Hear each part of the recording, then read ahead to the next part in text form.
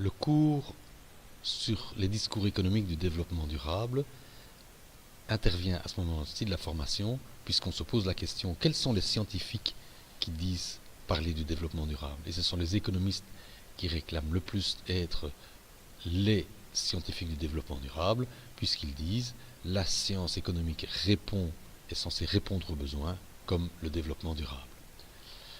Alors, l'économie, le problème, c'est que c'est à cause de l'économie que ça va mal, disent certains. Elle est persécutrice.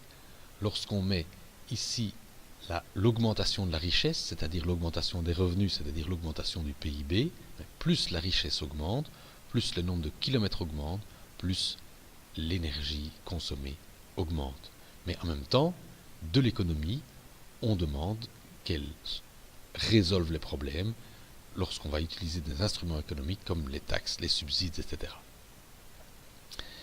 Alors, ce graphique-ci remontre le lien qui existe entre la consommation de pétrole et le PIB mondial. Et on voit bien ici que plus on consomme de pétrole, plus on devient riche. Ce graphique peut être lu différemment aussi. Plus on devient riche, plus on consomme du pétrole. Alors, quels sont les discours économiques par rapport au développement durable? Il n'y en a pas qu'un, il y en a 4. Le premier, c'est ce qu'on appelle les orthodoxes, c'est-à-dire l'économie classique, ceux qui restent dans les règles. Ils sont persuadés que la croissance, c'est la solution.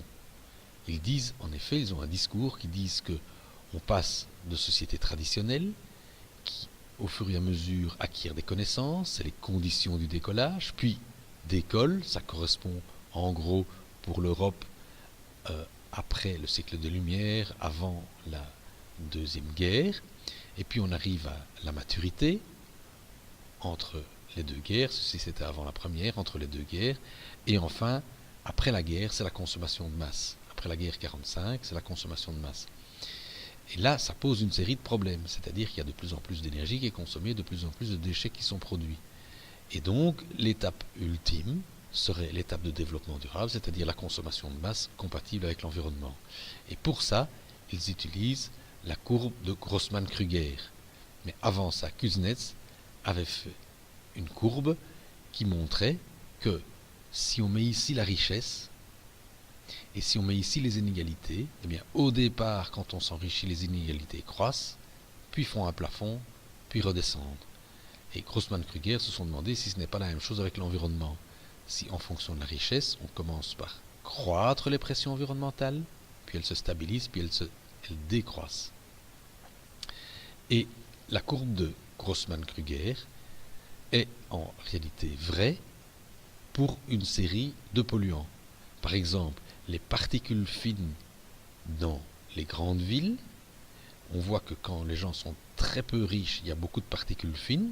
En effet, ils prennent des voitures très polluantes et ils ont des feux au bois, parce qu'ils ne sont pas riches, ils ne savent pas se payer quelque chose. Tout ça fait énormément de particules fines. Et puis dès qu'ils deviennent assez riches, on voit le taux de particules fines qui chute.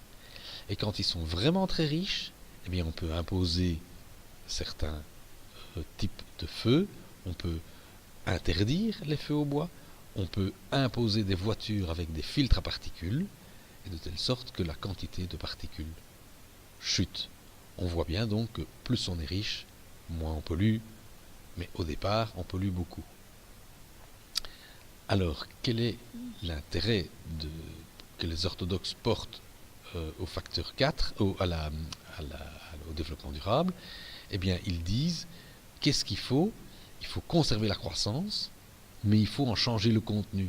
Par exemple, biomimétisme, cradle to cradle, migration des biens vers les services, facteur 4. Donc, tout ceci permet de conserver la croissance économique, mais d'avoir moins de pollution. Alors, quel est l'enjeu? C'est qu'il faut épargner suffisamment pour pouvoir réinvestir dans la technologie. On ne peut pas tout dépenser. Il faut épargner pour pouvoir investir dans la technologie. Il faut aussi un signal prix pour que les gens migrent de choses peu polluantes, très polluantes vers des choses peu polluantes. Et il faut les bonnes techniques. La question du signal prix est assez difficile. À quel prix faut-il mettre le pétrole pour qu'on en laisse assez aux générations futures? C'est les générations futures qui devraient dire il faut mettre le prix à tel niveau pour que vous n'en consommiez pas et que vous en laissiez. Mais les générations futures ne sont pas là. Deuxièmement, est-ce que les bonnes techniques sont la solution? Mais si on est en durabilité faible, n'importe quelle technique qui augmente les autres capitaux est bon. Et on pourra avoir, pour finir, des techniques d'abeilles électroniques qui remplacent les abeilles.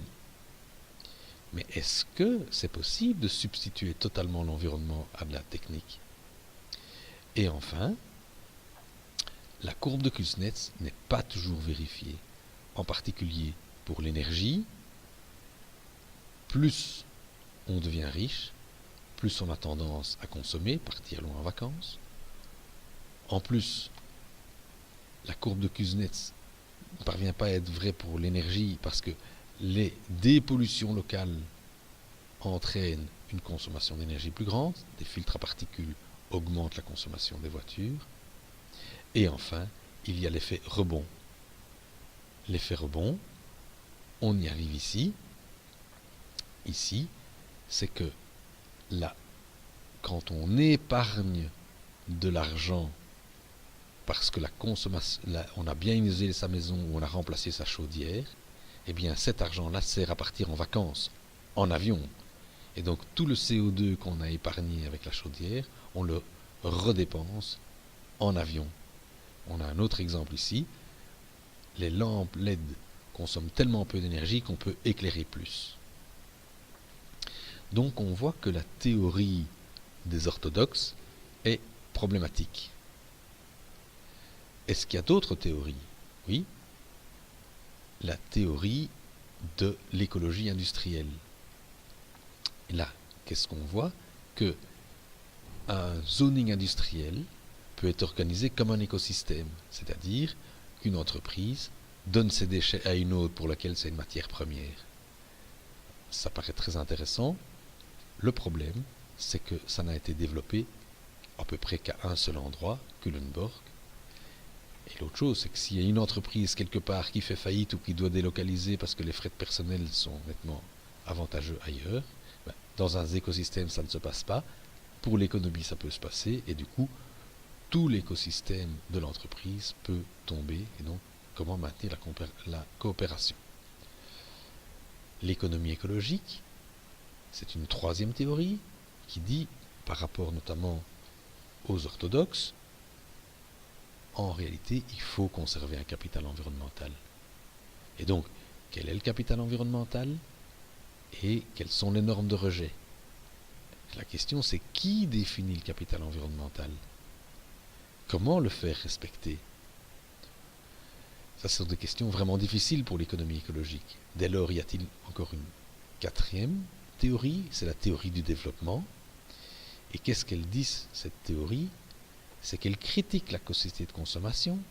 Elle dit, en fait, le problème, c'est la société de consommation. Ce qu'il faudrait, c'est avoir moins de biens, plus de liens, et se partager le travail. Du coup, ce qu'il faut, c'est se partager non seulement le travail et les richesses, ça doit permettre l'autodétermination, on fait ce qui semble bien pour nous, et il faut définir ce qui est nécessaire, ce qui est strictement nécessaire, pour éliminer le superflu qui est synonyme de grande pollution. Mais il y a une série de questions. Comment détermine-t-on l'autodétermination? Qui le fait? Est-ce que ce sont des églises, des nouvelles églises qui le font?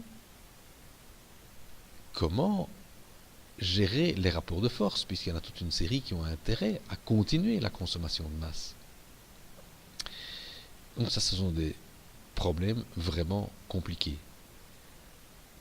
La prochaine vidéo abordera la théorie développée par Tim Jackson de la prospérité sans croissance qui tente de trouver une solution à ces différentes théories qui s'affrontent.